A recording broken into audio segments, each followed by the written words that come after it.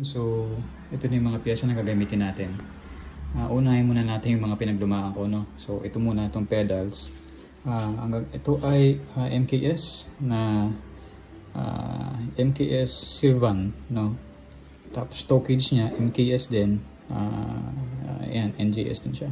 So, tapos ang ano pang luma, ito yung crank. Tsunami rin siya. So, ang haba niya is 165.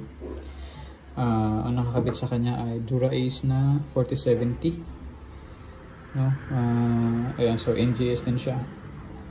Ayan, so okay pa naman siya.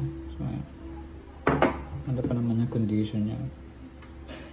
Ano pang luma, ito yung handlebar natin. So hindi ko sure kung anong brand to eh, so check nyo na lang kung anong brand yan. Pero hindi pa siya nakakat.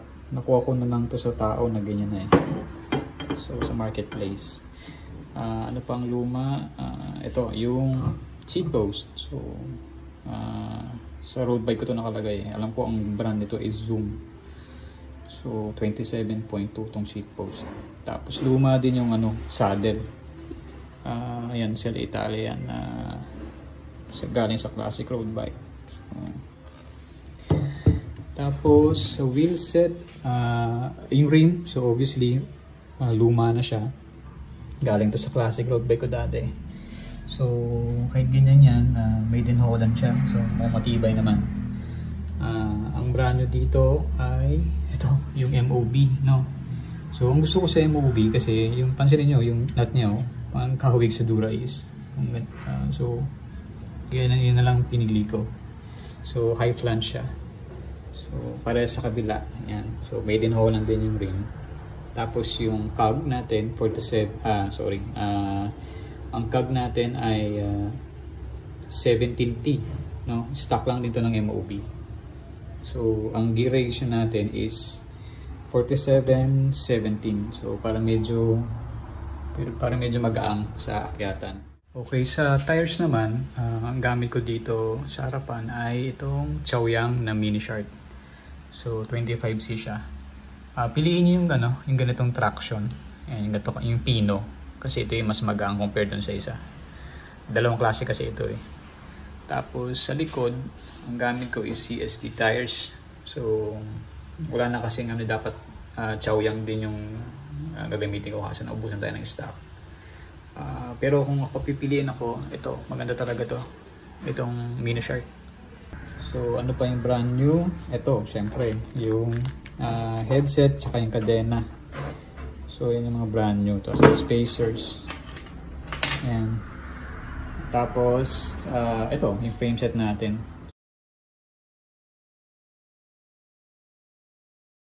So yan yung brand new. Yan. Uncut pa siya. May puputulin natin yan. Ang gusto ko dito, anong pala to? Size small, sorry. Small size siya. Alam ko ang sukat nito is 49 center to center. Center to center, no, 49. Tapos 52 sa top tube niya, center to center. So maganda to sa mga kagaya ko na maliit lang, no. Na 5'3", 5'4", yan, pwede. Tsaka ang gusto ko dito, itong sa version nitong Tsunami na to is ito, no, yung ano niya, yung clamp niya, parang integrated na or built-in na. Hindi ko kasi trip yung yung parang mayroon pang hiwalay na seat clamp. So gusto ko ganito para bagay sa classic. Ito pala, mapapansin nyo, nakakabit na yung BB. Kinabit ko na siya, no? Ang brand nito is Sagmit lang na 110 yung sukat niya, yung length niya. So ayun guys, babuuin na natin ito maya-maya konti.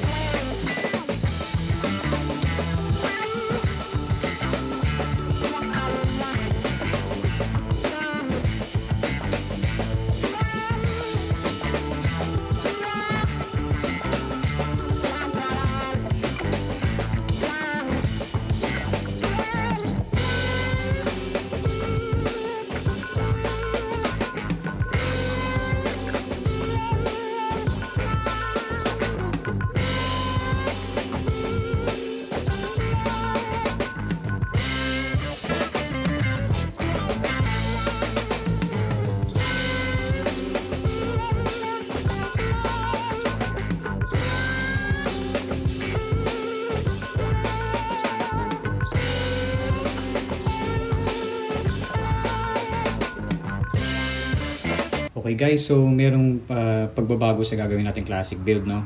So imbis na itong uno stem ang gagamitin natin, itong ilalagay natin, quill stem, no?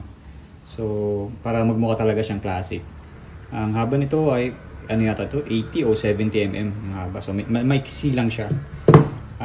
Sa mga lumang parts ko din to galing sa baul. So ngayon, ang problema is paano mag-fit itong standard sa oversize na fork natin, no? So ang solution dito is ito, no? Meron ito sa akin din to nakita ko lang din sa baul. So ito ay shim kung tawagin. Parang mangyayari dito is oversize to standard, no? So dito yan nakalagay. Yan, susuksok mo yan diyan. Yan, sakto yan. Tapos ilalagay mo itong quill stem. So ganoon siya.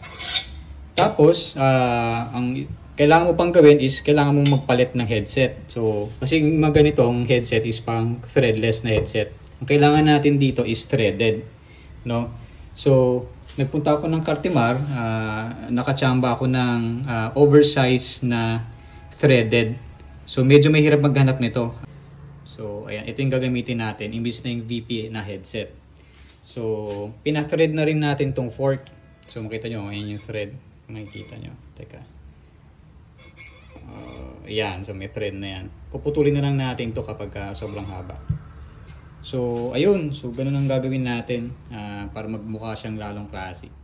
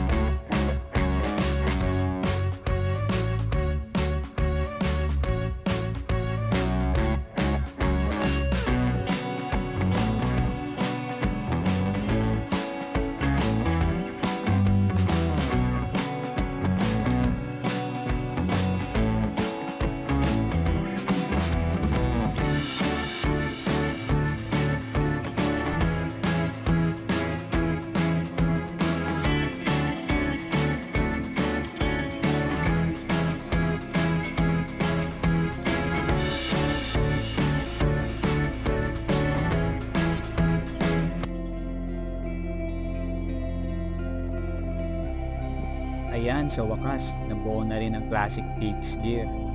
Pwede na gumawa ng It's Time to Shine video. Ba't nga pala ako bumuo ng Pixie? Totoo lang, na-miss ko mag-Pixie. Diyan ang simulang journey ko bago ako lumipat sa Decambio ng bisikleta. 2014 ako nag-start mag-Pix gear. Sumali pa ako noon sa Aricat Race. Kaya masasabi ko na nostalgic sa akin ang pagbuo ng Pixie na to. Thunders na tayo at hindi na ganun kalakas pero I don't care. Magpipixie pa rin ako. Kaya abangan nyo sa mga susunod na episode kasama ang Pix gear na to. Nga pala, presyo nitong bike ay estimate lang. Pwedeng mas mababa o baka mas mahal. Kaya kung tingin nyo hindi akma ang presyo, sorry na agad. Sana may natutunan kayo sa video ko. Follow na rin, malay nyo mas maraming bike pa tayong assemblein in the near future. Ayun lang, salamat sa inyo.